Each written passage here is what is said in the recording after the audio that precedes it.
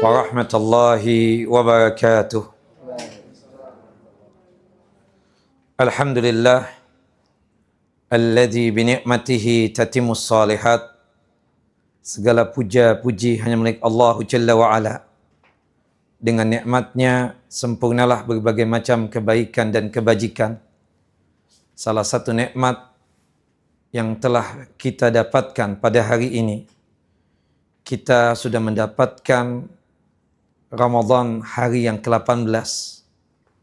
Semoga Allah Jalla Jalaluh selalu memberikan petunjuk dan hidayahnya kepada kita, sehingga kita selalu bersemangat untuk beramal, untuk beribadah, dan untuk meningkatkan ketaatan kepada Allah Jalla Jalaluh. Dan semoga Allah Jalla wa'ala menerima seluruh amal ibadah yang kita kerjakan di bulan Ramadan tahun ini 1446 Hijriyah. Dan semoga Allah Jalla Jalaluh menjadikan Ramadan ini sebagai saksi kebaikan buat kita. Dan na'udzubillah, kita berlindung kepada Allah Jalla wa'ala, jangan sampai Ramadan tahun ini menjadi saksi keburukan atas kita. Allahumma ja'al hadha Ramadan syahidan lana wa la alaina. Wa usalli wa usallim ala nabiyil karim Muhammad bin Abdullah wa ala alihi wa sahbihi wa man tabi'ahu ila yaumiddin. Salawat dan salam selalu tercurah kepada Nabi kita Muhammad sallallahu alaihi wasallam, Nabi yang telah menyampaikan amanah Allah, Nabi yang telah mengajarkan kepada kita tentang iman dan Islam, sehingga kita bisa merasakan manisnya keimanan dan lezatnya keislaman. Nabi yang telah bersabda, "Man shama Ramadhana imanan wa ihtisaban, ghufira lahu ma taqaddama min dzambih." Barang siapa yang sanggup untuk melaksanakan puasa Ramadan dengan penuh keimanan dan mengharapkan pahala di sisi Allah Jalla Jalaluh, maka dipastikan dosa-dosanya diampuni oleh Allah Jalla Jalaluh. Ikhwani wa akhawati fid din, a'azani wa a'azakumullah. Bapak dan Ibu yang dimuliakan oleh Allah Jalla Jalaluh. Tema kita kali ini berkaitan tentang istighfar. Istighfar ini berkaitan tentang masalah doa. Talabul maghfirah, meminta ampunan dari Allah Jalla wa'ala. Kalau kita berbicara tentang masalah ibadah, ibadah itu ada dua. Ada yang namanya ibadah, ada yang namanya doaul ibadah. Kalau kita berbicara tentang doa, doa itu ada dua. Ada yang namanya doaul ibadah, ada doa masalah. Doa ibadah itu maksudnya adalah setiap apapun yang kita amalkan, entah salat, puasa, zakat, umrah, haji, pakai hijab, pasti ada harapan di situ kepada Allah Jalla wa'ala. Dengan kita melaksanakan ibadah-ibadah tadi, agar Allah Jalla Jalaluh menjatuhkan ridha dan rahmatnya atas kita semua. Puncaknya adalah menggapai jannahnya Allahu Jalla wa'ala. Ada doa yang kedua, doa masalah. Masalah di sini maksudnya adalah permohonan dan permintaan kita yang kita ucapkan dengan lisan kita. Minta dunia, minta akhirat, minta rumah, minta kendaraan, minta pasangan yang saleh, dan seterusnya. Itu doa masalah. Doa, permohonan dan permintaan kita kepada Allah Jalla wa'ala. Doa masalah ini terbagi menjadi 3 bagian. Yang pertama adalah al-isti'adah, meminta perlindungan kepada Allah Jalla wa'ala. Yang kedua, al-isti'anah, meminta pertolongan kepada Allah Jalla Jalaluh. Dan yang ketiga, ini yang menjadi pembahasan kita, al-istighfar, meminta ampun kepada Allah Jalla wa'ala. Dan perlu kita yakini, istighfarnya kita itu bagian daripada ibadahnya kita kepada Allah Jalla Jalaluh. Makanya kalau kita ingin dicintai oleh Allah Jalla wa'ala, selain melantunkan doa-doa, dan kita hendaknya memperbanyak istighfar kita. Ada dua pembahasan yang ingin kita bahas pada kesempatan kali ini berkaitan dengan istighfar. Yang pertama adalah sigat istighfar, lafaz istighfar. Yang kedua adalah fadailul istighfar, keutamaan istighfar.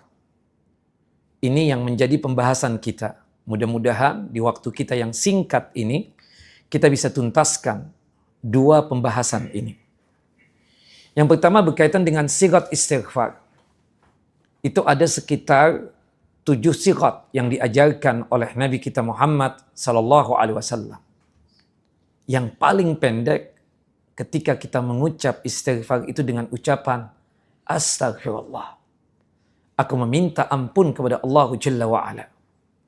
Hal itu dikuatkan di dalam hadis sahabat yang mulia Thauban radhiyallahu an. Semoga Allah Jalla wa'ala meridai beliau. Kana Rasulullah sallallahu alaihi wasallam idan sarafa min salatihi istaghfara salasan summa yaqulu Allahumma antas salam wa minkas salam tabarakta ya dzal jalal ikram. Adalah Nabi kita Muhammad sallallahu alaihi wasallam apabila beliau selesai dari melaksanakan ibadah salat, baik itu salat wajib ataupun salat sunnah, beliau beristighfar 3 kali. Astaghfirullah, astaghfirullah, astaghfirullah. Di sini ada pertanyaan sebagai tambahan ilmu. Kalau kita pahami zikir itu ada setelah salat wajib, apakah ada zikir setelah salat sunnah? Kita jawab, ada zikir setelah salat sunnah. Zikirnya sangat pendek sekali. Istighfar 3 kali. Astaghfirullah, astaghfirullah, astaghfirullah. Allahumma antas salam wa minkas salam. Tabarakta ya dzal jalali wal ikram. Hadis ini sahih, dikeluarkan oleh Al-Imam Muslim. Ini sigat istighfar yang pertama, yang paling pendek. Yang kedua, ucapan istighfar atau sigat istighfar yang kedua adalah astaghfirullah wa atubu ilaih. Sesuai dengan apa yang disebutkan di dalam hadis Abu Hurairah radhiyallahu an. Qala berkata, qala Rasulullah sallallahu alaihi wasallam. Rasulullah sallallahu alaihi wasallam bersabda, wallahi inni la astaghfirullah wa atubu ilaih fil yaumi aktsaru min 70 marratan. Demi Allah, sungguh aku ini memohon ampun kepada Allah dan bertaubat kepada Allah Jalla wa'ala dalam seharinya saja itu lebih daripada 70 kali. Subhanallah.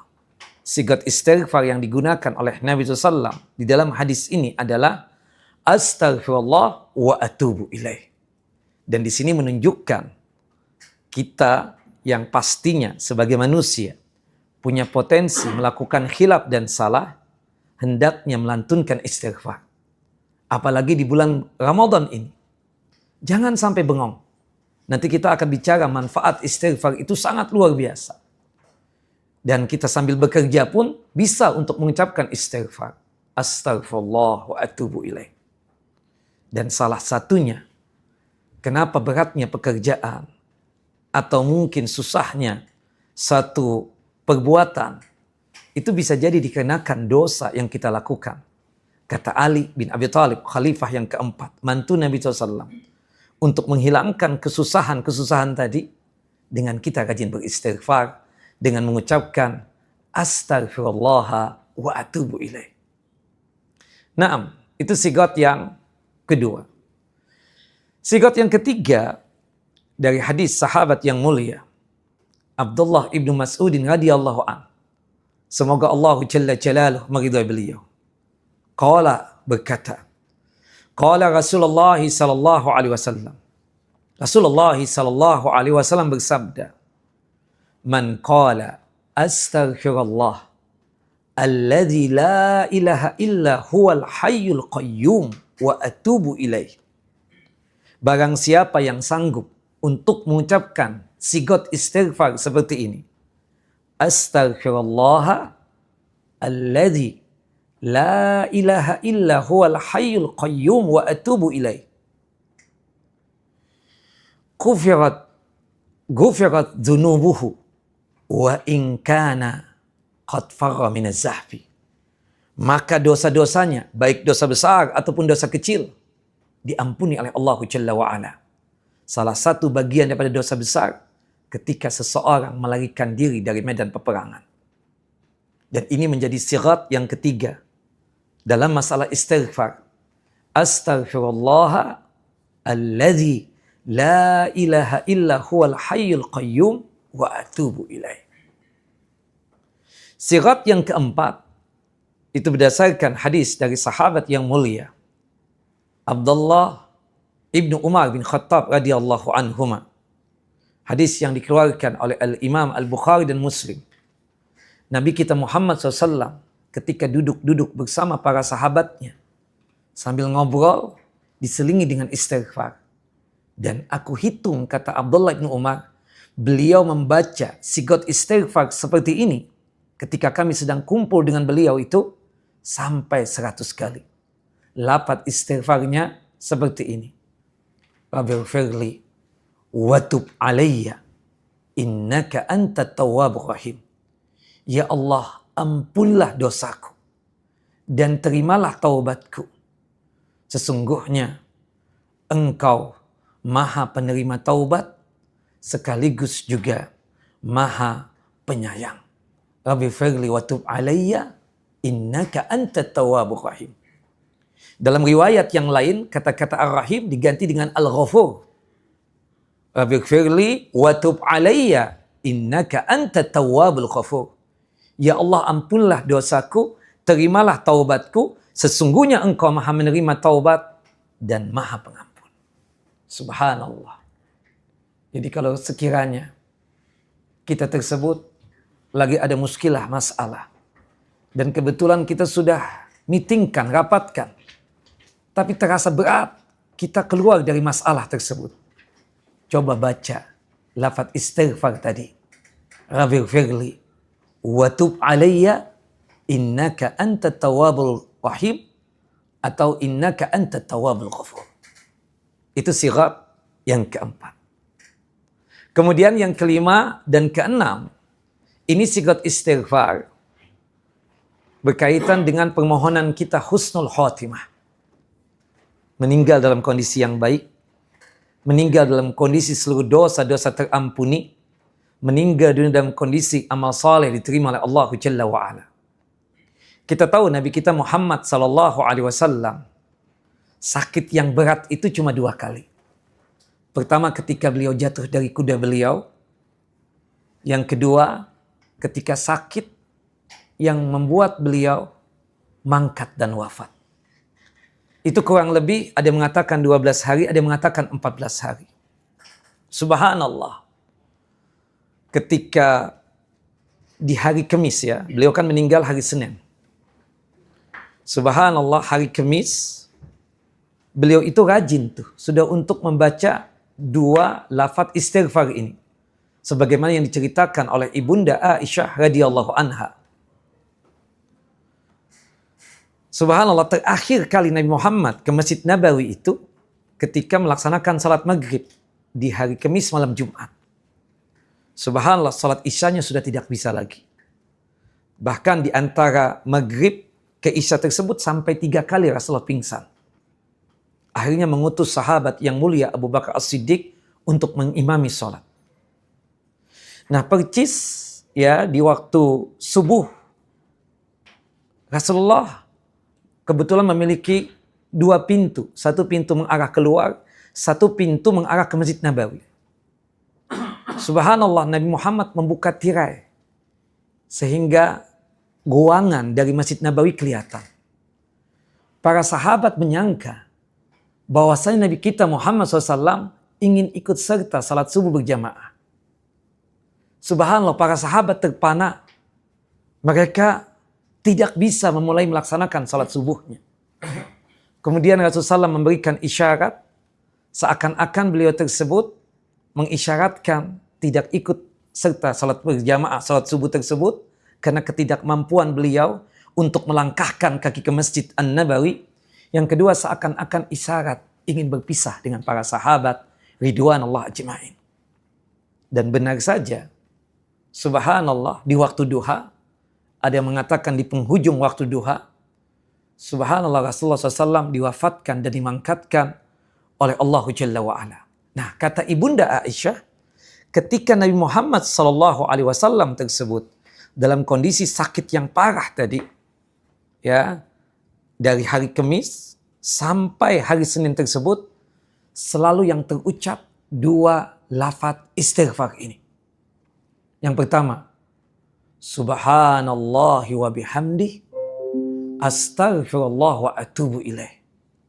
Subhanallahi wa bihamdi, astaghfirullah wa atubu ilaih.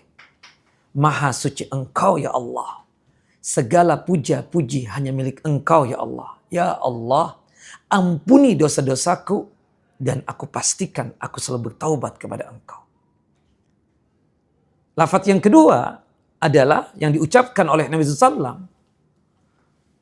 Allahumma gfirli warhamni wa alhiqni bi rafiqil a'la. Ya Allah, jadikanlah sebab sakitku ini sebagai cara Engkau mengampuni dosa-dosaku. Ya Allah, jika sekiranya sebab sakit ini aku mangkat dan aku meninggal dunia, berikanlah rahmat-Mu dan kasih sayang-Mu kepadaku. Jadikanlah kematianku ini kematian yang husnul khotimah. Meninggal dalam kondisi yang baik, meninggal dalam kondisi dosa terampuni, meninggal dalam kondisi amal saleh diterima oleh Engkau ya Allah. Ya Allah, jika sekiranya sebab sakit ini aku mangkat dan aku meninggal dunia, tolong susulkan aku dan kumpulkan aku bersama orang-orang yang memiliki martabat yang tinggi dan derajat yang tinggi, yang telah Engkau sebutkan di dalam surah An-Nisa, surah yang keempat ayat 69. Berkumpul dengan para anbiya, para nabi di dalam jannah yang paling tinggi, yaitu surga Firdausil A'la. Berkumpul dengan as-siddiqin, orang-orang yang jujur dan benar dalam masalah keimanan. Kemudian berkumpul dengan asyuhada, orang-orang yang mati syahid, dan berkumpul dengan orang yang saleh. Subhanallah, percis di waktu duha, ketika matahari sudah memancarkan teriknya, Rasulullah mangkat dan meninggal dunia. Dan kedua lafaz sigat istighfar tadi, subhanallah wa bihamdi, astaghfirullah wa atubu ilaih. Atau yang keduanya, Allahumma gfirli warhamni wa alhiqni bi rafiqil a'la. Kata para ulama, ini doa permohonan husnul khotimah kita kepada Allah Jalla Jalaluhu. Berarti sudah ada 6 sigat istighfar. Puncaknya istighfar atau puncaknya lafaz istighfar atau sigat istighfar adalah Sayyidul Istighfar, yang kita baca dalam sehari berapa kali? 2 kali. Pertama di zikir pagi, yang kedua di zikir petang. Allahumma anta rabbi, la ilaha illa anta, khalaqtani, wa ana abduka, wa ana ala ahdika wa wa'dika mastata'tu. A'udzu bika min syarri ma sana'tu. Abu'u laka bi ni'matika alayya wa abu'u laka bi dhanbi faghfirli fa innahu la yaghfiru dzunuba illa anta. Kata Nabi kita Muhammad SAW, man qalaha fin nahar, barang siapa yang membaca ini di siang hari, maksudnya di zikir pagi, kemudian takdirnya dia meninggal dunia sebelum datangnya petang hari atau malam hari, dia membaca dengan penuh keyakinan, maka jaminan surga buat dia. Kemudian di petang hari kita baca lagi ya, 1 kali, takdirnya kita meninggal dunia sebelum datangnya pagi hari, maka jaminan surga untuk kita. Makanya salah satu manfaat daripada zikir pagi dan petang, salah satunya apa? Agar kita mendapatkan husnul khotimah, meninggal dalam kondisi yang baik, meninggal dalam kondisi dimasukkan ke dalam jannah dan surganya Allah Jalla wa'ala. Amalkanlah zikir pagi. Zikir pagi kapan waktunya? Zikir pagi itu mulainya ketika masuknya waktu sholat subuh. Berakhirnya kapan? Yang benar, wallahu alam pendapat mayoritas ulama, sampai datangnya waktu zuhur. Jadi kesempatan antum itu untuk berzikir pagi. Karena rata-rata, jangankan antum, ustadz juga, kalau misalnya zikir pagi itu dibatasi cuma sampai habisnya waktu sholat subuh dengan terbitnya matahari, rata-rata kita tidak baca zikir pagi. Jadi zikir pagi itu waktunya panjang, dari subuh sampai datangnya waktu zuhur. Begitupun juga zikir petang kapan mulainya? Pendapat yang benar mulainya ketika masuknya waktu zuhur. Dan berakhirnya ketika masuknya waktu isya. Kalau kita mengatakan zikir petang itu waktu asar, dan itu memang ada yang berpendapat, rata-rata bapak dan ibu tidak baca zikir itu. Bukan saya suuzon. Dengan kesibukan bapak dan ibu, pastinya menanggalkan dan meninggalkan zikir petang tersebut. Tapi habis zuhur, kalau bisa, ambil yang poin-poin penting. Ayat kursi hafal, Al-Ikhlas hafal, Al-Falaq hafal, An-Nas hafal. Kemudian nanti ada kesempatan, habis asar, kita lanjutkan lagi. Raditu billahi rabba wa bil islami dina wa Muhammadin SAW nabiyya. Subhanallah, sambil jalan. Subhanallah, ketika di mobil atau di kendaraan. Lanjutkan lagi. Salah satunya apa? Sayyidul Istighfar. Jangan sampai kita tidak membaca Sayyidul Istighfar dalam seharinya itu 2 kali. Kita tidak tahu yang namanya umur. Tapi kita berharap dengan kita membaca Sayyidul Istighfar tersebut, tanda husnul khotimah itu ada pada kita. Dan jaminan surga dijanjikan oleh Allah Jalla wa'ala untuk kita semua. Nah ini 7 sigat istighfar. Semoga bisa kita untuk amalkan. Sedangkan manfaat istighfar sangat banyak sekali. Subhanallah, banyak sekali dalil-dalil yang menyebutkan tentang keistimewaan daripada istighfar tersebut. Salah satunya bahwasannya ada kebaikan-kebaikan akhirat yang kita dapatkan, ada kebaikan-kebaikan dunia yang kita dapatkan. Yang pertama, fadilah, keutamaan daripada istighfar. Ini berkaitan dengan akhirat. Dengan kita beristighfar, subhanallah. Dan istighfar itu ibadah yang tanpa dibatasi oleh waktu tertentu. Tidak dibatasi juga oleh tempat tertentu. Kecuali kamar mandi. Kita tidak boleh menyebutkan nama Allah Jalla wa'ala pada saat kita berada di kamar mandi. Subhanallah, dengan kita rajin istighfar, subhanallah, dosa-dosa kita diampuni oleh Allah Jalla wa'ala. Baik dosa besar, apalagi dosa kecil. Dalilnya apa? Sabda Nabi SAW di dalam hadis sahabat yang mulia, Abdullah ibnu Mas'udin radhiyallahu an. Qala berkata, Qala Rasulullah sallallahu alaihi wasallam. Rasulullah sallallahu alaihi wasallam bersabda, Man qala astaghfirullah alladzi la ilaha illa huwal hayyul qayyum wa atubu ilaih. Barang siapa yang sanggup beristighfar. Salah satu lafaz istighfar yang kita ucapkan dalam setiap hari kita, astaghfirullah alladzi la ilaha illa huwal hayyul qayyum wa atubu ilaih. Apa balasannya? Ghufirat dzunubuhu. Seluruh dosa-dosanya diampuni oleh Allah Jalla Jalaluhu. Meskipun dosa besar yang dia lakukan, salah satunya melarikan diri dari medan peperangan. Allahu Akbar. Bahkan dikatakan di dalam hadis Anas bin Malik radhiyallahu an. Dan ini adalah hadis qudsi. Hadis qudsi itu firman Allah Jalla wa ala selain Al-Quran. Apa bedanya dengan Al-Quran? Kalau Al-Quran itu lafaz dan maknanya dari Allah Jalla wa ala. Sedangkan hadis qudsi, ya, maknanya dari Allah Jalla wa ala, sedangkan lafadznya dari Nabi kita Muhammad SAW. Kalau Al-Quran, prosesnya itu Allah, malaikat Jibril, kemudian Nabi kita Muhammad SAW. Sedangkan hadis qudsi, Allah Jalla wa ala mengilhamkan kalamnya kepada Nabi kita Muhammad SAW. Al-Quran kita bawa dalam ibadah salat, surah Al-Fatihah, surah setelah Al-Fatihah. Kalau hadis qudsi kita bawa dalam salat, salat kita tidak sah. Al-Quran kita baca satu hurufnya 10 hasanat, 10 pahala. Hadis qudsi tidak seperti itu. Nah itu 4 perbedaan berkaitan antara Al-Quran dengan hadis qudsi. Yang jelas hadis qudsi ini adalah firman Allah Jalla wa'ala. Apa kata Allah Jalla wa'ala? Ya ibnu Adam, wahai anak keturunan Adam, jika sekiranya Anda ini memiliki dosa seluas 7 lapis langit, tapi Anda sanggup untuk mengucapkan astaghfirullah wa atubu ilaih, maka apa? Allah Jalla wa'ala akan memberikan ampunan dosa-dosa seluas 7 lapis langit juga. Luar biasa. Dan ini keutamaan daripada istighfar yang pertama. Sebab kita beristighfar, apapun dosa kita diampuni oleh Allah Jalla wa'ala. Subhanallah, dosa apa yang tidak diampuni? Secara umum tidak ada. Bagaimana dengan syirik dan kekufuran? Syirik dan kekufuran tersebut tidak diampuni oleh Allah Jalla wa'ala jika dibawa mati.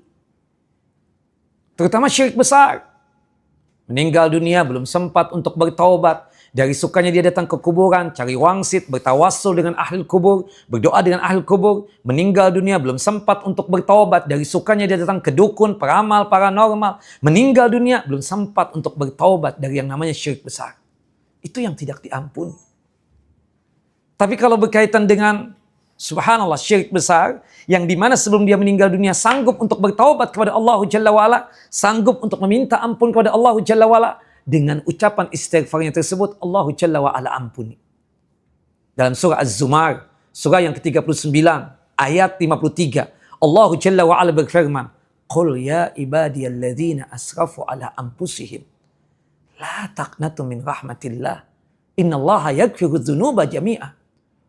Katakan wahai Muhammad kepada hamba-hambaku, wahai hamba-hambaku yang berlumurkan dengan dosa. Kita semua ini, Bapak dan Ibu, jamaah yang dimuliakan Allah Jalla wa'ala. Siapa yang suci? Tidak ada. Ana, antum. Tidak ada yang suci. Kita semua ini punya potensi, pernah melakukan hilaf, pernah melakukan kesalahan, pastinya pernah berdosa. Rasulullah kok yang mengatakan itu? Kullu bani Adam khatta'un wa khairul khatta'ina at-tawwabun. Setiap anak keturunan Adam, setiap manusia itu punya potensi melakukan perbuatan dosa dan khilaf. Dan sebaik-baiknya manusia yang pernah melakukan perbuatan khilaf dan dosa meminta ampun, bertaubat kepada Allah Jalla Jalaluhu. Ustadz, dulu anak pernah datang ke dukun Ustadz. Apakah dosa anak diampuni? Pak, Bapak masih hidup. Segera minta ampun. Karena Allah Jalla wa'ala masih memberikan harapan kepada kita yang masih hidup untuk meminta ampun kepada Allah Jalla wa'ala. Yang disebut dengan syirik yang tidak diampuni itu adalah syirik besar yang dibawa mati. Nah, subhanallah. Maka oleh sebab itu, dalam zikir pagi kita membaca istighfar berapa kali? 100 kali. Zikir petang 100 kali. Belum lagi santai-santai seperti ini. Astaghfirullah wa atubu ilaih. Astaghfirullah wa atubu ilaih. Jangan bengong seperti itu. Hatta ngantuknya kita astaghfirullah wa atubu ilaih. Itu tidak lain apa? Memudahkan urusan kita. Dan pastinya dosa kita apa? Diampuni oleh Allah Jalla wa'ala. Yang ketiga, dengan sebab istighfar, Allah Jalla wa'ala mencintai kita. Allah Jalla wa'ala mencintai kita. Berdoanya saja kita minta kepada Allah Jalla wa'ala membuat kita cinta. Membuat Allah cinta kepada kita. Allah Jalla wa'ala bukan makhluk. Allah Jalla wa'ala bukan manusia. Allah Jalla wa'ala bukan seperti kita. Kalau kita manusia, ada orang yang datang kepada kita, kemudian mengemis, meminta kepada kita, agar kita mencukupi kebutuhan dan hajatnya. 1-2 kali kita bisa bantu. 3-4 kali mungkin kita bisa memaksakan diri untuk menutupi kebutuhannya, untuk mencukupi keperluannya. Tapi ketika itu hamba, ketika itu manusia, terlalu tergantung nasibnya kepada kita. Subhanallah, ada perasaan tidak suka dengan dia. Hati ini dongkol. Pikiran ini tidak enak. Ingin menghindari itu orang. Tapi tidak dengan Allah Jalla wa'ala. Setiap kali kita berdoa, setiap kali kita beristighfar, Allah Jalla wa'ala semakin cinta kepada kita. Tapi sebaliknya, seseorang yang tidak pernah meminta kepada Allah, apalagi dalam masalah istighfar, dia tidak pernah, maka Allah Jalla wa'ala benci dan murka kepadanya. Kata Nabi kita Muhammad SAW di dalam hadis Abu Hurairah radhiyallahu an, hadis yang dikeluarkan oleh Al-Imam At-Tirmidzi dan juga oleh Al-Imam Ibnu Majah, "Man lam yas'alillaha yaghdab alaih." orang yang tidak pernah meminta kepada Allah Jalla Jalaluh, Allah murka kepadanya. Jamaah, kalau kita ingin dicintai oleh Allah Jalla wa'ala, pastikan setiap hari kita berdoa, meminta kepada Allah dan beristighfar. Dipastikan Allah Jalla wa'ala akan mencintai kita. Nah, itu yang ketiga. Kemudian yang keempat, puncaknya dari akhirat, jaminan surga. Sayyidul istighfar tadi. Kita baca satu kali di zikir pagi. Dengan penuh keyakinan.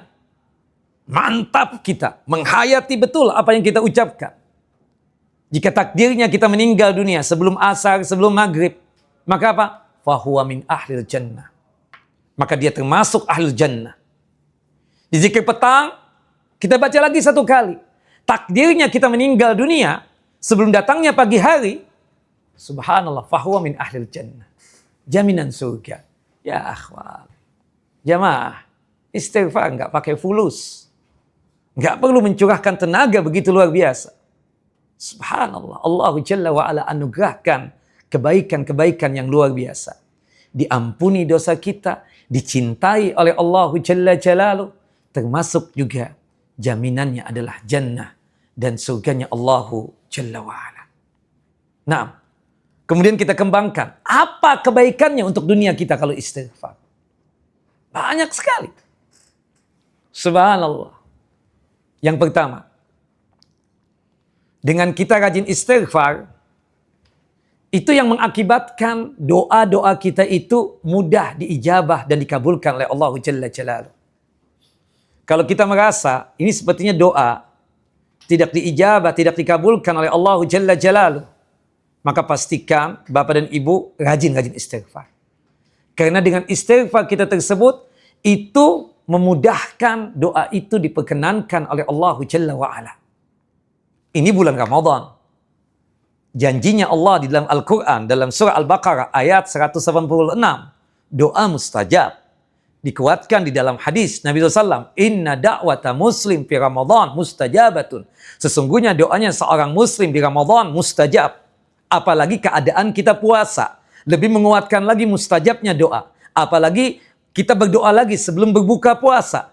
Itu memantapkan lagi doa kita diijabah. Apalagi kita berdoanya di waktu sahur. Oh, itu sangat menguatkan lagi doa kita diijabah. Tapi Ustadz, ana sudah di hari yang ke-18 ini berdoa, meminta. Ana merasa kok sepertinya doa ini belum diijabah dan belum dikabulkan oleh Allah Jalla wa'ala. Nah, oleh sebab itu, jika antum merasa seperti itu, tolong perbanyak istighfar. Subhanallah. Imam Ahmad bin Hanbal, rahimahullah rahmatan wasi'ah. Beliau pernah bercerita tentang doa dan istighfar. Kata beliau, suatu hari, hati dan pikiran ini begitu kuat ingin datang ke suatu kota. Beliau itu tinggal di daerah Irak. Subhanallah. Ada keinginan, ada daerah Irak luas sekali ya. Ada yang mengatakan, wallahu alam, apakah Basra ataukah Kufah ya. Tapi kata Imam Ahmad, aku ingin datang ke kota tersebut.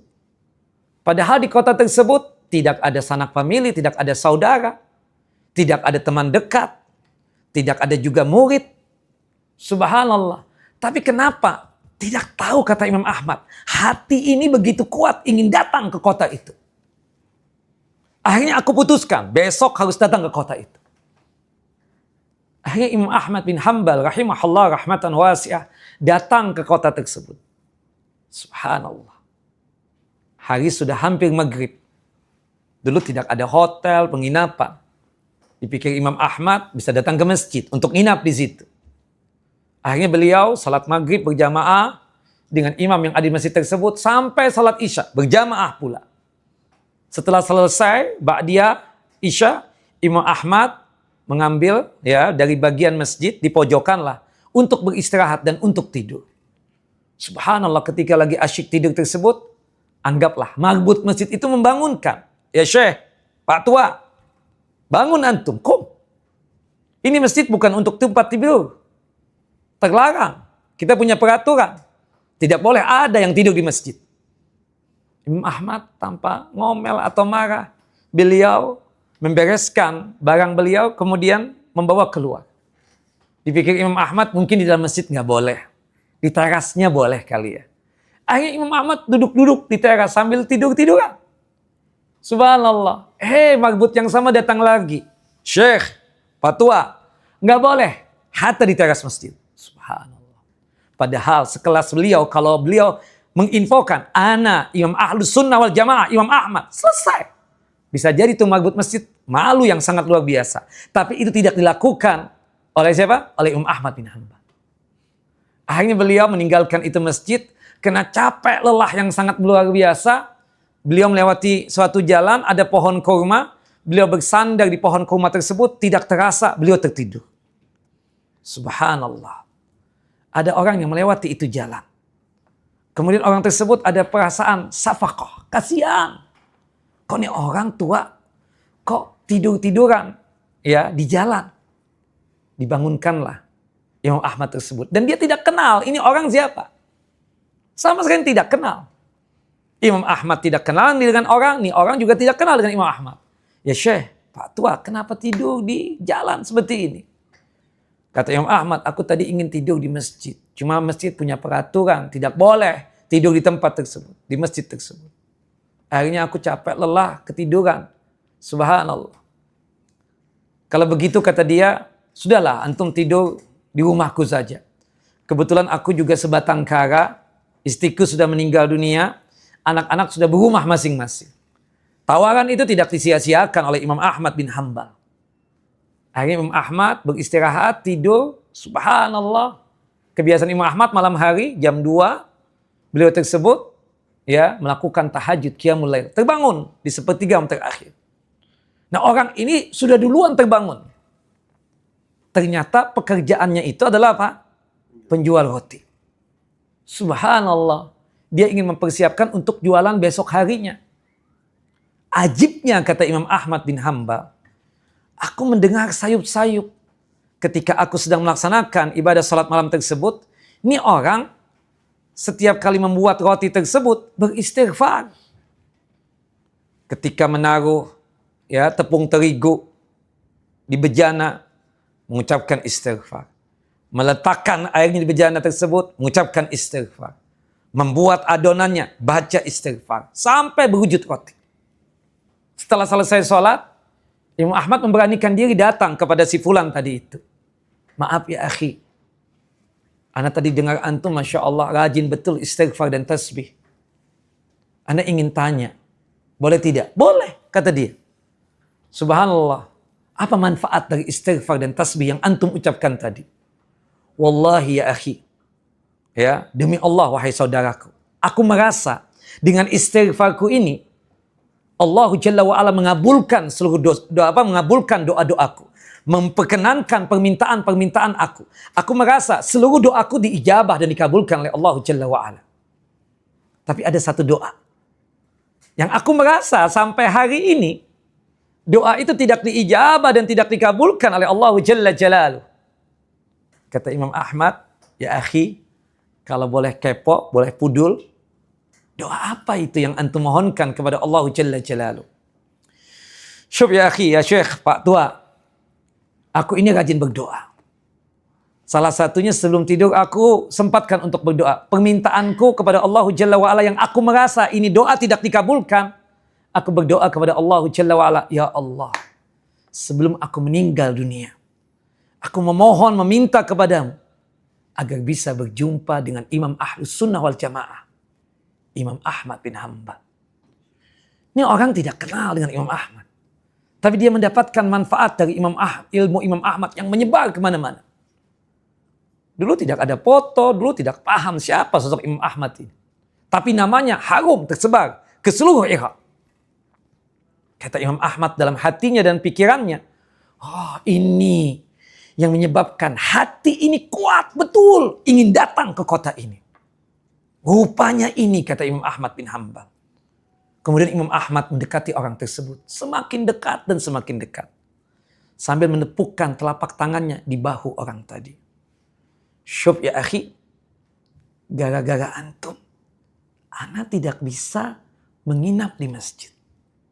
Orang itu mengatakan, ya Syekh, fatwa, kok gara-gara ana Ana bukan DKM masjid, bukan pemilik masjid.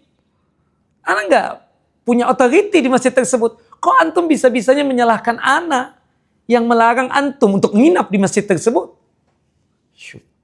Gara-gara doa antum ingin ketemu dengan Imam Ahmad bin Hambal, membuat ana tidak bisa untuk tinggal di masjid kampung ini. Orang ini ngah dan kemudian bertanya kepada Imam Ahmad, "Man anta?" Siapa kamu ini sesungguhnya? Qala, kemudian dijawab, "Ana Ahmad bin Hambal." Subhanallah. Artinya apa? Seseorang sesusah apapun doa pasti diijabah. Kemudian dia itu memeluk Imam Ahmad sambil menangis sejadi-jadinya. Kemudian menunjuk ke atas langit, "Ya Rabb, benar apa yang engkau katakan di dalam surah Ghafir, surah ke-40, ayat 60. Wa qala rabbukum ud'uni astajib lakum." Allah berfirman, berdoalah kalian, pasti aku akan mengijabah doa kalian. Subhanallah, tidak ada doa yang tidak terijabah. Nah, tapi penguat agar doa tersebut mudah diijabah apa? Rajin-rajin istighfar. Rajin-rajin apa? Istighfar. Jangan langsung minta. Usahakan ketika berdoa itu, maaf ya, memuji Allah dulu. Kemudian bersalawat kepada Nabi. Dalam rangka bertawassul dengan amal saleh kita yang berwujud salawat. Kemudian kita tunjukkan kelemahan kita. Yaitu apa? Melakukan dosa. Kita minta ampun kepada Allah Jalla wa'ala. Kalau sudah kita beristighfar, baru kita minta. Mau minta tas Hermes, tas apa? Louis Vuitton, terserah. Minta sama Allah Jalla wa'ala. Nah, dan itu disukai oleh Allah Jalla wa'ala. Kita mungkin boleh ketawa, tetapi Allah menginginkan itu dari kita. Mintalah apa yang kita minta. Tapi kan terkadang kita merasa ada doa sepertinya ini enggak diijabah. Oh, kita kuatkan dengan istighfar. Astaghfirullah wa atubu ilaih. Astaghfirullah wa atubu ilaih.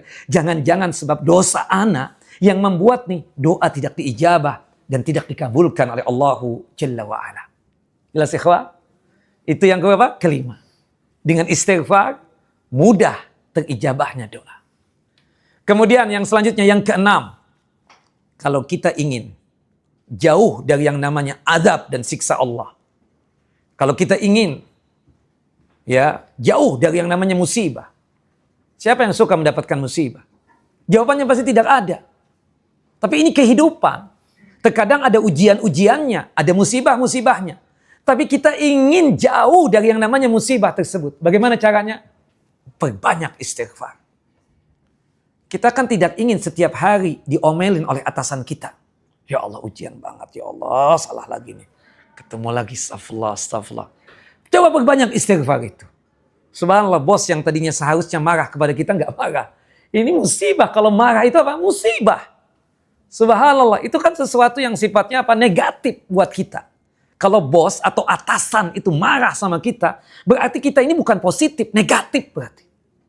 Bagaimana cara menghilangkan itu? Supaya kita jauh dari yang namanya musibah dan ujian-ujian tadi. Rajin-rajin istighfar. Dalilnya Ustaz, firman Allah Jalla wa'ala. Dalam surah Al-Anfal, surah yang ke-8, ayat 33. Wa ma kana Allahu mu'adzibahum wa hum yastaghfirun. Selama mereka beristighfar, kata Allah Jalla wa'ala, Allah Jalla wa'ala tidak bakalan menghukumi mereka. Tidak bakalan menyangsi mereka. Tidak bakalan mengazab mereka. Tidak bakalan memberikan ujian dan musibah untuk mereka. Istighfar. Astaghfirullah wa atubu ilaih. Kalau kita ingin aman, ya dari berbagai macam hal.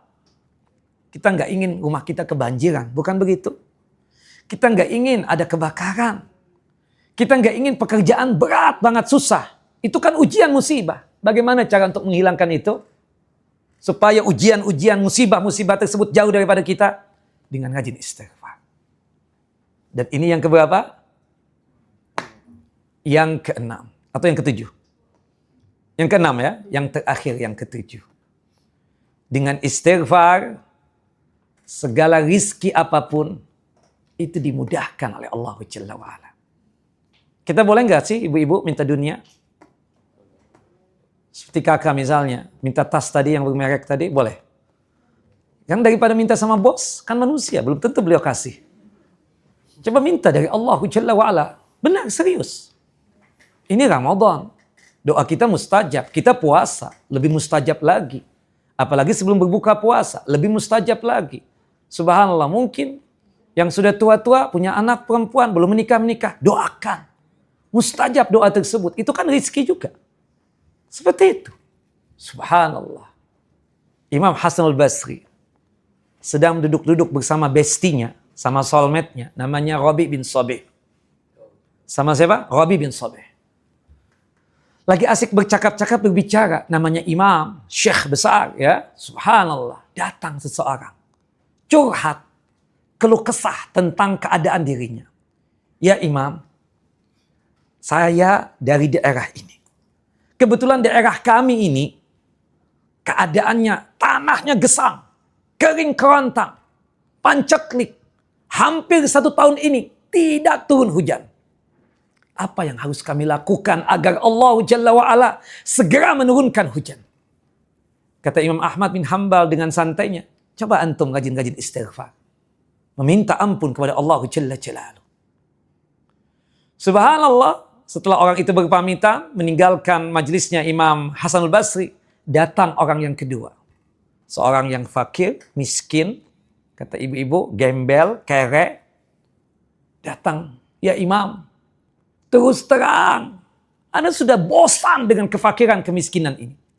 Anda ingin kaya. Bagaimana caranya supaya Allah Jalla wa'ala segera memberikan kekayaan kepada Anda? Apa jawab Imam Ahmad bin Hanbal? Apa jawab Imam Hasan al-Basri? Kata Imam Hasan al-Basri, rajin-rajin antum istighfar. Semoga Allah Jalla wa'ala segera memberikan kekayaan buat Anda. Orang itu pulang, datang pasangan suami istri. Sudah bertahun-tahun berumah tangga. Belum punya anak, belum punya keturunan. Kemudian mereka berdua curhat kepada Imam Hasan al-Basri. Ya imam, bagaimana caranya supaya Allah Jalla wa'ala segera menganugerahkan anak dan keturunan buat kami? Kami sudah lama menikah, tapi belum punya anak. Apa jawab Imam Hasan al-Basri? Kalian berdua rajin-rajin istighfar. Kamu yang sebagai suami rajin istighfar, kamu yang sebagai istri rajin-rajin istighfar juga. Terakhir, seorang petani datang kepada Imam Hasan al-Basri sambil meneteskan air mata, nangis sejadi-jadinya. Ya imam, tahun ini gagal panen. Ana sedih yang sangat luar biasa. Gimana caranya 6 bulan ke depan itu tidak gagal panen lagi? Kata Imam Hasan al-Basri, rajin-rajin istighfar. Semoga Allah Jalla wa'ala menganugerahkan hasil panen baik. Subhanallah, setelah tidak ada lagi yang curhat, Rabi bin Sabih, bestinya Imam Hasan al-Basri tadi, soulmate-nya Imam Hasan al-Basri tadi, sedikit mengkritik Imam Hasan al-Basri. Ya imam, bagaimana mungkin ada 4 orang yang datang kepada antum, muskilahnya berbeda, masalahnya berbeda, tapi solusinya cuma 1. Istighfar, istighfar, istighfar. Apa dasar antum ini? Ya Rabi, antum kan hafal Al-Quran. Bukankah dalam surah Nuh, surah yang ke-71, ayat 10 sampai ayat 12, Allah mengatakan itu, demi Allah, kata Imam Hasan al-Basri, aku cuma sekedar menukil saja dari apa yang Allah Jalla wa'ala katakan. Di dalam ayat yang ke-10 Allah mengatakan, Fakultu astaghfiru, istighfarlah kalian, innahu kana ghaffara. Sesungguhnya Allah Jalla wa'ala Maha memberikan ampunan kepada kalian. Orang yang pertama tadi curhatannya kepada Imam Hasan al-Basri apa?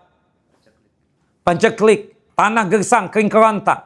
Bagaimana caranya supaya hujan segera turun? Sebab istighfar, yursilis sama alaikum midrara. Sebab istighfar, Allah Jalla wa'ala menurunkan hujan begitu lebatnya. Hingga tanah yang kering kerontang ini basah dengan hujan yang lebat. Orang yang kedua apa Bapak? Muskilah dan masalahnya. Pingin kaya. Subhanallah, siapa yang gak ingin kaya? Subhanallah, itu fitrah kita tidak?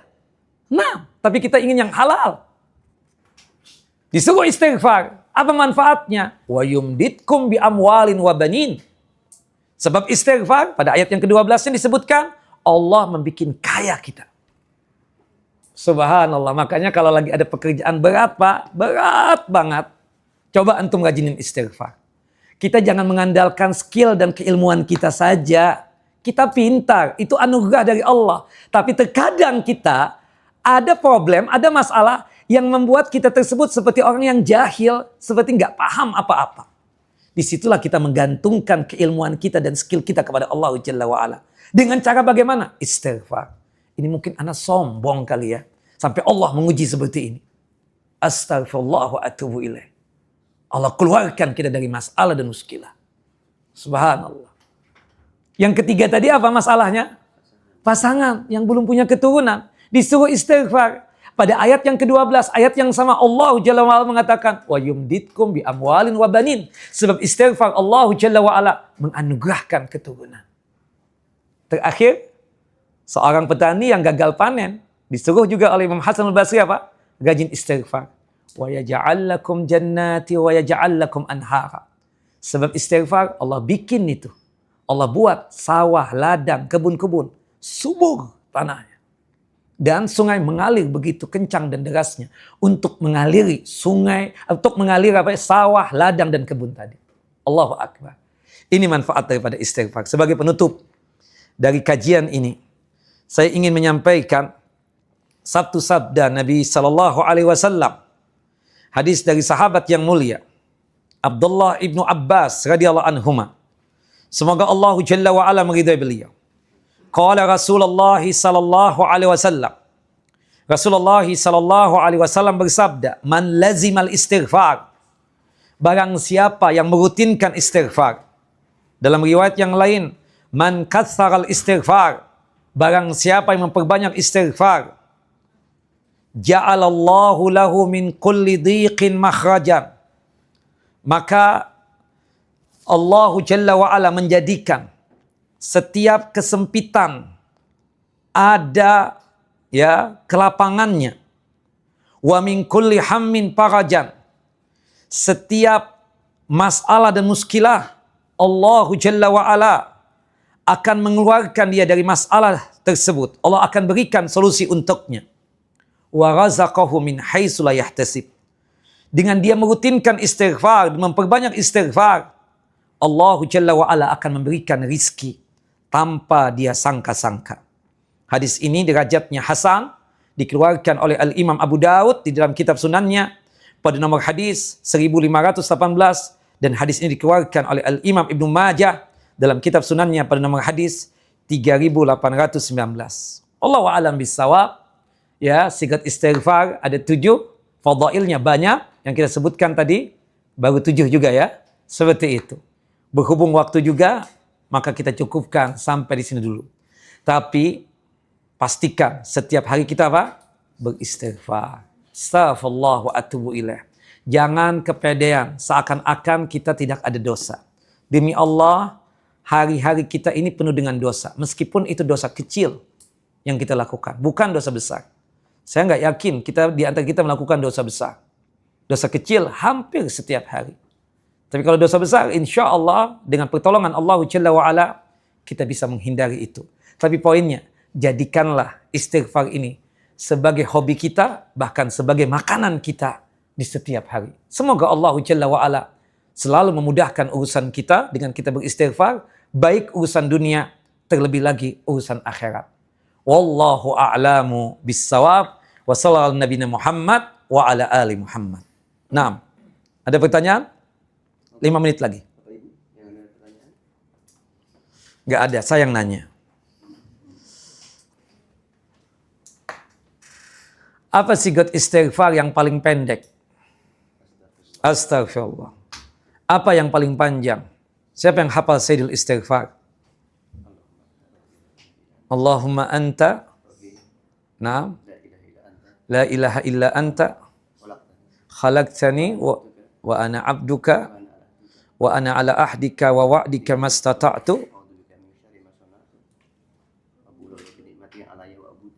Wa abu'u laka bidzanbi faghfirli fa innahu la yaghfiru dzunuba illa anta. Ibu-ibu, sebutkan 3 daripada manfaat istighfar dari 7 atau 8 yang kita bahas tadi.